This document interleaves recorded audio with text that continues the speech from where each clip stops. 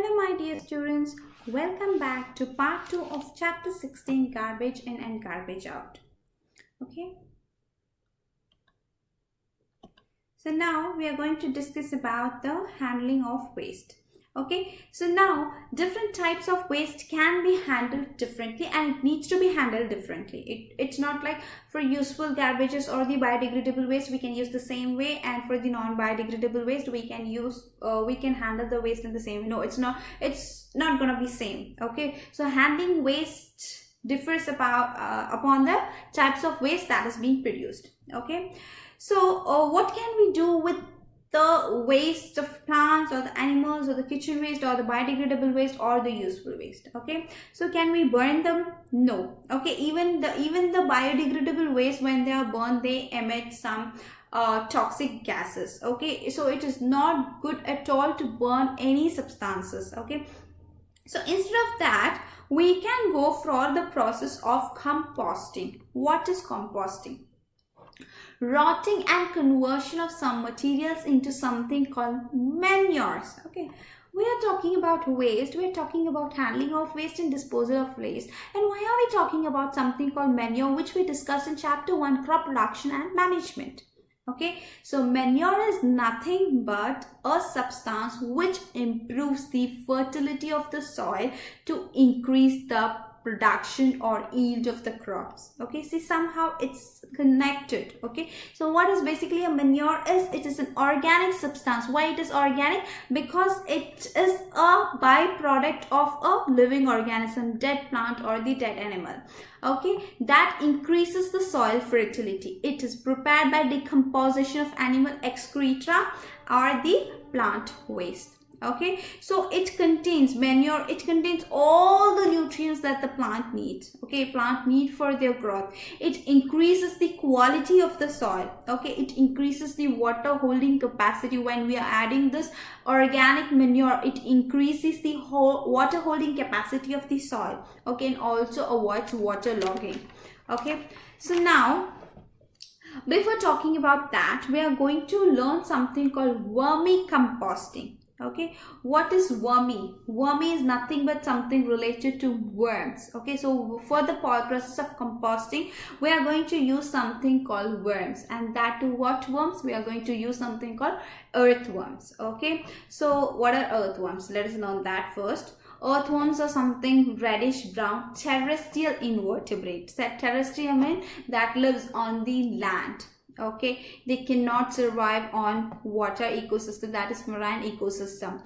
Invertebrates means they don't have the backbone. Okay, so we humans, we have something called spinal cord, the backbone, so we are categorized as vertebrates.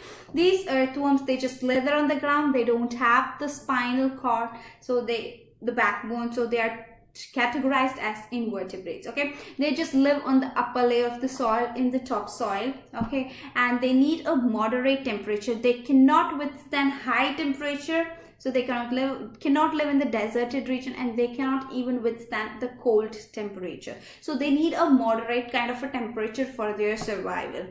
Okay, so and also they need moisture content in the soil. Okay, every time there should be some moisture, but even though if the water content in the soil is more, even there they cannot survive. Okay, they just need the moisture content, and also they cannot survive in the dry soil. Okay, and they just feed on the dead organic matter of plants or animals. Okay, how do they eat? Do they have a teeth like this? As we have teeth for grinding the food. Do they have teeth? Because we are saying they just feed on the dead decay matter of plants or animals. Do they have teeth? No, they are muscular in nature. They don't have any teeth. They don't have any bones. They are muscular in nature, and they have something called gizzard. Okay, this is what gizzard is. I hope you could see my cursor. Okay, this is what we call it as gizzard. And by the contraction and expansion, what does the muscle does? Okay, it just contracts and just expands.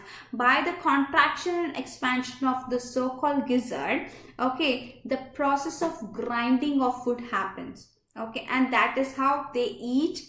Okay, and they grind, they digest, and they excrete out, and their excretion part is nothing but the manure. Okay, So this is the structure of the elementary canal of the earthworm. Okay, so how the process of vermicomposting takes place. Okay, we can use any container, small or big, depends upon the way we want to have, or we can dig a pit in the ground. Okay, so the temperature should be moderate. Okay, where we are making the pit or where we are going to place the container. Okay, just create a home for the animal, just create the home for the worm. Okay, so to that we will have to have the container, add a layer of the soil to the container. Okay, sprinkle some water, just don't pour water on it, just sprinkle some amount of water. Okay, then add the plant or the animal waste. Even you can just use your kitchen waste or whatever biodegradable waste that is being produced in your house. Okay, and now to this container add some earthworms. Okay, now they are living organisms. Obviously living organisms reproduce. Okay, so when you are going to add 20 earthworms, okay, within a month they will be 40, they will double. Oh, okay, so you have to make sure you just keep a regular check on the intervals. Okay, though, so what are the types of food that can be avoided? Like you can avoid, you have to avoid salt, oil, pickle, okay, these kind of milk or meat products. Okay, so when you're adding these kind of things, they might like end up with the growth of harmful microbes there in the pit. Okay, so after 1 month, when the earthworms double, when they multiply, when they reproduce, we have, by the time even our compost is ready, the manure is ready, so we can just take the manures away, from there. Okay, it will be dark brownish in color. As it gets rotten, see, when you're adding the waste, it will just smell. Okay, it will give you that pungent smell, but when the microbes eat the product fully, when it is being digested and excreted out, it won't smell that bad. Okay, how you think? So after 1 month we have to separate the worms, and we can use that black soil as a manure. Okay, so if you have a yard, you can make your own organic manure to improve the fertility of the soil for better yield. Okay, so then we can just continue with the same earthworms. Okay, we can just add few biodegradable waste, and we will be getting the manures. Okay, so they just gives humus to the soil, they just improves the fertility of the soil. Okay, this is one way of handling the useful garbage or biodegradable waste which is being produced in your own house. Okay, and it also made in a very large scale. Okay, and then so waste to manure. Okay, what are the advantages? It just improves the soil texture, restores soil with all the nutrients, increases water retaining capacity of the soil. It's non-toxic, eco-friendly, recycled biological products are being used here. Okay, now that was the way to handle the biodegradable waste or the useful garbage. Now we are going to talk about how to handle this non-biodegradable waste. Okay, so landfills, it is the one of the technique where we can dispose or handle the non-useful garbage or non-biodegradable waste. So when we are talking about this non-biodegradable waste, they cannot decompose. We cannot use these products in the vermicomposting or composting technique. Okay, so it might cause pollution to the environment, it might harm the environment. Okay, so disposal of such waste is important, it's very necessary. Okay, so the waste must not get in contact with the environment in any way. Okay, so can we just dig the soil and put these non-degradable waste, non-biodegradable waste in the ground? Obviously not. When you are going to just dig them and just put it on the ground, what will happen? It will just get mixed up. It might emit some toxic substances, and these toxic substances might get mixed up with the soil or with the water. Okay, might pollute the environment. Okay, so a structure is designed. Okay, how this is what we call this landfills. Landfills are nothing but low-lying open area designed for waste disposal to keep the waste away from the surrounding environment. Okay, a structure is designed below the ground level. Okay, and it has a bottom line. Okay, and covers a side, just the sides are covered and the bottom line is covered. Okay, then all the waste are dumped like this. Okay, and on top of it soil layer is being added, and this layer, this area is being just left undisturbed for several years. So when it is undisturbed for several years, what will happen? The soil, okay, the layer of soil, it just gets layers and layers of soil. Then after some years, like it's not like 1 or 2 years, it will take years and years. After years and years, the same land is used for any other purpose, but still the waste will be there under to the ground. Okay, a landfill site is also known as tip dump, rubbish dump, garbage dump, dumping ground. It's a site for the disposal of waste materials. Landfilling is currently the major method of municipal waste disposal in India, especially for the non-biodegradable waste. India also has Asia's largest dumping ground in Dinoar, Mumbai. And it can be also on the top of the ground. Okay, it will be they'll make like a mountain, and they'll be stuffing all these non-biodegradable waste. Then they'll just cover it up with the soil, and years later it will just get a pile of soil. Then it's just being used for, the land will be used for some other purposes. Okay, so on and under surfaces, fires have been commonly seen in landfills over the last few years. Sometimes these kind of accidents might also happen there. Okay, next major concern about these non-biodegradable waste are plastics. Okay, so when we are talking about the plastics, when we are talking about recycling of papers, it can be done. Okay, we can avoid using plastic. Instead we can use paper bags. Okay, so another major concern about these non-biodegradable waste is these plastics.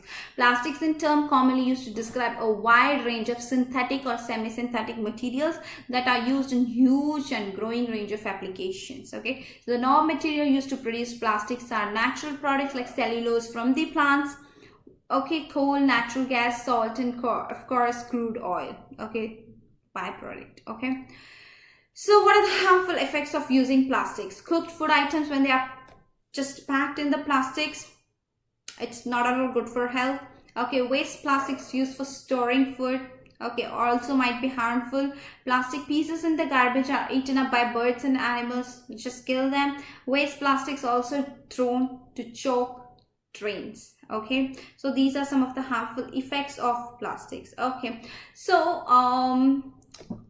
this is something called symbols of plastics. Okay, so when you buy something, any plastic objects, just turn them upside down and look for these symbols. Okay, so these symbols, the plastics are made up of different types of materials like PET, HDPE, PVC, LDPE, PP, polypropylene, polystyrene, okay, polycarbonate. These are the types of plastics. Okay, even in the plastics, there are plastics which decomposes in a faster manner comparing to the other plastics. Okay, so these are the symbols which says whether this can be degraded or this cannot be degraded. So what are the materials used with this PET? Called cosmetic containers, plastic bottles, mouthwash bottles. So if the plastic which says it cannot be degraded, please avoid buying them. Okay, if it says it can be degraded, we can buy it. Okay, so we'll learn in detail when we come for the online classes about these symbols, how to read them, and what are the plastics are degradable and what are non-biodegradable. Okay, so use them as many as possible. Replace with the paper bags. Okay, do not store eatables on them. I mean, do not use them as many times as possible. Okay, so don't burn the plastics, don't throw them here and there. Okay, so basically what are we trying to say? Say no to plastic. Okay, better try to replace them as much as we can. So let us have a small talk about the 3 R's called reduce, recycle, and reuse. Okay, so reduce, recycle, and reuse, these 3 R words are much more important part of sustainable living, as they help to cut down the amount of waste we are throwing it out. Okay, so reduce the amount of waste you produce, reuse items which can be reused, and recycle items wherever it is possible. Okay, so please reduce, reuse, and recycle. How can I reduce the amount of waste I produce? Okay, only buy what you need. Choose products with less packaging. Buy in bulk. Look for items that can be reused. reduce the amount of waste we all generate. Okay, let me give you an example, a very live example which I experienced today. I don't want to name the product. Okay, it's a snack. Okay, it's a snack. I remember 2 to 3 years before, the same snack box which I got. Okay, it had all the stuffs together packed in a plastic container. Okay, I don't want to name what it is. Okay, it has so many products together. Okay, like bhel puri, kind of sauces together. Okay, just put together and they're just packed in a plastic container. The same product which I bought again, the product which I bought 2 or 3 years before, the same product I got it today. Okay, let me tell you what are the products the same box had. It had a plastic box. Inside the plastic box, the products were covered in a plastic cover. Okay, inside the plastic cover, there are 3 more covers where it contains all the 3 types of sauces, and all the 3 sauces put together again in a plastic container. I mean the plastic pouch. Okay, so just imagine the waste, the plastic waste produced by that snack box. 2 years before, it was just a box. Okay, it doesn't have anything else. It's the same plastic box size, even the size is same, everything is same. It had just a plastic box covered with a plastic sheet. Now the same product today, it has the plastic box. Inside the plastic box there was a plastic cover which had the snack. Inside the snack they had 3 sauces. 3 sauces are packed in different plastic covers. Again, these 3 plastic covers of sauces put together and packed in another plastic sheet. And also they have added some beautiful colorful looking spoon. It looks so beautiful, so tiny. But trust me, do we need that? Same product which I bought about 2 to 3 years back. It has the same packet. The taste was same. Okay, why do they need to use so much of plastic in these 2 years? Why do they need to put it in a plastic bag? Again 3 sheets, again 1 sheet. Why do they need to do it? Why are we people encouraging? Please stop buying those kind of products. Okay, let me tell you, please avoid buying them. If we avoid buying them, why are they going to produce such kind of products? Okay, so I have decided, no, I'm not going to buy these stuff. Why I'm going to just flood my bin unnecessarily? Okay, so please don't reduce the amount of waste that we are producing in our daily life. Okay, just a live example which I experienced just few hours before. How I can reuse things. Okay, refill a water bottle with water from home instead of buying a new one. I just don't do that. Okay, update your computer rather than throwing it out, because trust me, these gadgets will never ever get decomposed. Okay, and just imagine during this situation, people those who don't have the access to computers or desktops today, they have. Okay, in 10 or 15 years, obviously it's not going to work. Obviously they're just going to dispose them. So just imagine the amount of electronic waste that is going to be produced within like coming 10, 15 or 20 years. Okay, because nowadays everybody has these gadgets like tablets, mobile phones, your desktop, computers, laptops, this and that. Okay, and how it can be recycled. Okay, materials that can be recycled, it includes glass, cardboard, aluminum, lead batteries. Okay, so before you throw something away, think about whether all the parts can be recycled. If it can be recycled or reused, please don't do it. Okay, so let me tell you clearly, just you are getting any trash, before just putting the waste in the bin, think twice. Does this waste necessarily need to be there in the bin? It needs to be disposed, or it can be reused. So before putting it into the bin, think twice. If you cannot reuse, if it cannot be recycled, just throw it away. If it can be reused, please don't throw them. Have it, reuse it. Okay. Thank you so much. If you have any doubts, please watch the video. If you have any doubts, we will discuss about the doubts in the online session. Thank you so much. Bye-bye.